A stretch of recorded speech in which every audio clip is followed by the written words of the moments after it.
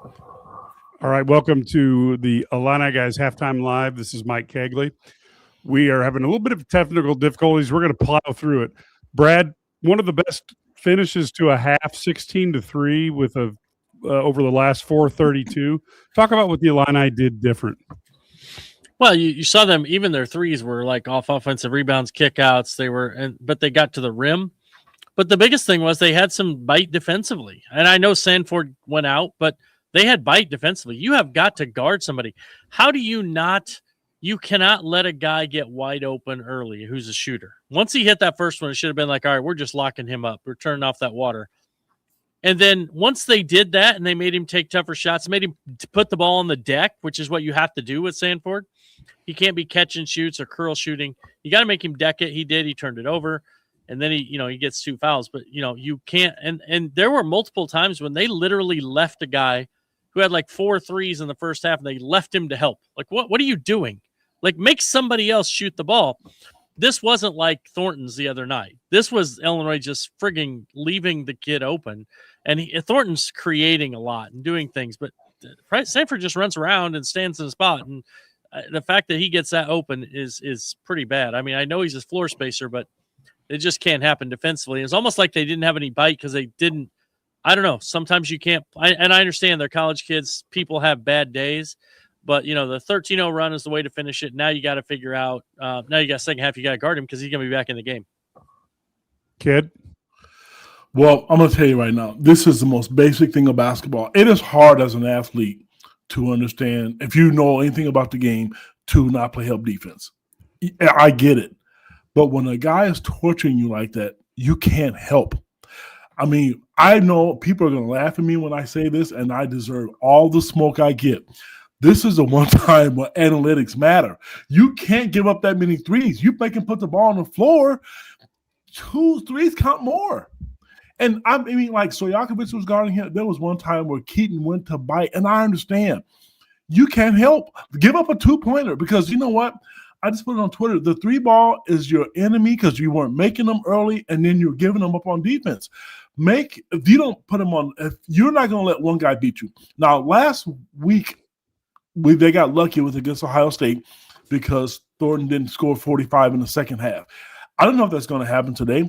Numbers tell you that typically doesn't happen. But you got to make shots, which we know that doesn't typically happen for Illinois. They went on a great run at the end. But if he's coming out like that or another guy, give up those damn driving lanes and quit helping out because the 3-ball will kill you. And if you're not making them, then you're short on the shot, then you're second-guessing yourself. Quit helping out on him. If teams are going to allow guys to get that hot, that's just common sense to me at this point. Sorry. How important was the rebounding? Because it seems like that is what kept Illinois in the game, considering that they shot 6% less from the field and got almost doubled, 53-27 from the 3. Well, yeah, I mean, the 10 offensive rebounds and 14 second chance points is really is huge. You know what I mean? That is exactly the kind of – that's what Illinois does, though, right? I mean, that's what they have to rebound. And that was the concern of Fred Hoiberg going in, was Illinois' offensive rebounding, and they did a good job of that. That's kind of the weird thing. The downside, I know people don't like it when, Illinois shoots threes, right? But if you look at how many times they got offensive rebounds on their threes, it was a pretty good number. So it's not always bad. I mean, even down the stretch, you just had you had. Let's see what Boswell had an offensive rebound on a 3. You had offensive rebound by Stojakovic on a missed 3. You had offensive rebound on a missed 3 by Stojakovic, went out of bounds. So down the stretch, I mean, that was what they did. They went, if you're going to shoot the threes, you better chase them down. And I think that's going to be a key for in the second half is to keep doing that. But I still like it better when they take good threes. You know what I mean? Like threes that are coming out of kickouts or coming off of the offensive rebounds, as opposed to just those, they took a couple of bad ones, just one dribble pull up. I thought, Jake Davis made the big 3 down the stretch. That corner 3 was fantastic. But at the same time, the other thing was at the same time he took a really bad one, I thought, early in the shot clock. So, you just got to make sure they're good shots. Take good shots. Kid. Yeah, you know what? I had a question for you guys, and I don't know if this is a bad take or not, and I'm not being sarcastic. I want to know what you guys think, and maybe our listeners. I think as we all love Fletch and think he's great at what he does, but do you guys think Tommy's too big? He can't move like he used to. I don't think he's hurt anymore. He doesn't seem to be the same guy that he was last year. He doesn't have the lift on his shot. Maybe we'll find out later that he is injured. I don't know. I've not heard that, Brad. Maybe you have. But he looks slower defensively. His passing is not there. He just doesn't look the same. And right now, I think Zonomer is better offensively and defensively. He will at least give you something. I like the timeout. When they called timeout, they drew a play for Zonomer to get the N1. But I think you saw the statistics. Zonomer is third in the Big Ten in block shots. He's shooting the ball much better. I just think they look better with him. And maybe I just don't think the weight, and I understand they put it on him because he needs to get bigger and stronger because he got pushed around last year. Am I missing something with this or what? Brad? Well, I mean, I think Zonomer's been better of late than Tommy, except maybe the Tennessee game. I agree with that. There's clearly something weird going on. Like, I don't – I mean, Tommy played 15 minutes that half, and I get they kind of made a run down the stretch. You wanted to leave him in maybe, but I mean, I thought Z gave you some lift when he was in there. But the one thing Z doesn't do very well, isn't doing right now is rebounding, which I'd like to see him do. I think if he did that, I think you're right. I mean, so I agree with you though. I don't think it's about Fletch. Tommy just doesn't look like his knees are bending. I mean, he's not bending in the knees. He's straight up and down. He just doesn't look the same guy we saw a year ago. I mean, he's not a plus athlete by any means, but he usually was better than this. And, you know, it's really, he took 2 shots and they're both threes. Now, some of it is, I felt like there were a couple times he's posted up and they won't throw him the ball.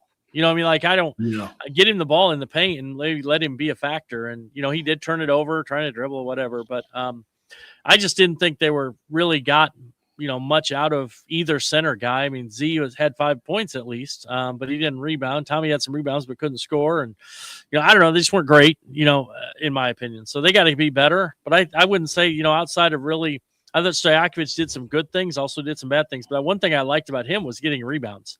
He did go to the glass, which is, you know, kind of he contributed even though maybe he didn't have the best half. Markovic was okay when he didn't get sped up, had a couple turnovers. Boswell, you know, that was more like Kylan that we're used to seeing, right? Last game he wasn't great, but he was better in this one. And Wagler showed a little bit of freshman stuff, but he still finished with 4 assists. I know I honestly think the one turnover was his fault. They gave it to Markovic, but it was actually Wagler's pass. So, but yeah, I thought Wagler got better after the initial start. He started a little slow, and you know there were a couple things defensively where you saw him freshman like leaving Sanford. I think he did that twice, which is something, you know, that's hard to. That's a learning curve, and hopefully he'll make that adjustment. But the weird part about Wagler is you played him 20 minutes. I mean, seriously, what are we doing here? I don't know. Is he going to play 40 as a freshman? He had 39 last game, Brad, and 38 to 1 before. I know it just seems crazy. I just feel like, and I know they have a week off after this, but as you get in the Big Ten, I don't think you can play him that many minutes. And, you know, I thought when the offense was struggling, maybe they'd go to Petrovic, but I think that, you know, you didn't want get him stuck on Sanford. Everybody scored 40. No. So I don't know. It's but yeah, there's a lot to. I agree with you, Ken, a little bit. I think that there's that maybe even those minutes out a little bit more. Well, the thing with Petrovic, I'll tell you real quick, guys. Sorry, Mike. They're in a 1-2-2, 1-3-1 zone. 1-2-2, then went to a 1-3-1. I think Petrovic would have struggled sitting over the top of that.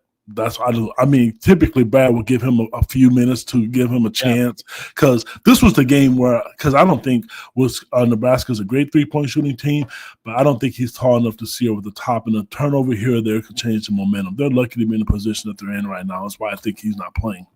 Yeah, I agree. 8 of 15 from 3. The other thing I'd like to see is most times against zones, you attack it at the free throw line. And this Nebraska zone has left that wide open. Are they playing zone? That's half the time, yeah. Yeah, I mean, it's like it's like a matchup kind of thing. It is. Really, it's what's weird is that they did the one play where Z kind of slipped. That's wide open all the time. Yes, I mean, it's like I know I think it's man-to-man principles, but you see they play zone behind. Like they always have a guy in the paint from the weak side. It doesn't matter. So that's where Jake Davis is wide open on that one. And they did that last year, if you remember. They did that last year. I remember. Illinois took 42 threes against them. I remember that. You're right. So they always keep a guy in the paint against that. They did play 1-3-1 a couple of times, but I thought that the most of the time it's like and they switch those top screens or they go out and double it. But if you slip it and then kick it, it's wide open all day long. I also thought when they help up, you could see that a couple times where the guy on the baseline needs to step up. He's staying too low. He could step up like to the middle of the paint right there, flash the middle. He's wide open. I thought I saw Hummerkaus and Boswell both do it where they could have taken 2 steps up and been wide open, but they're just kind of staying it deep. So yeah, I don't know. It's if you pull the guy from the far baseline and you have him go up to the free throw line extended in that area, the whole thing kind of collapses because people have to start making choices. Yep. But again, then that leaves us open for 3, Mike. Is that good or bad? Well, that could be good. Well, you know what, guys? I don't know who's the guy. I don't know the guys that are calling the game, but he said this is the Ohio State game, and I know you guys are watching the same thing that I am.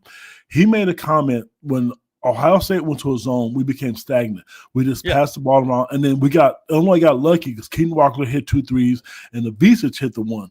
Today, they look stagnant again. To everything that you guys just said, to your point, they're just passing around, and hoping a shot's going to go in. The one time they got away with it was like we just both mentioned, Zonomir went to the basket and got an N1. Yeah, we better get going, guys. The half has started. We will be here right as the game ends, folks. Thank you. Okay. See ya.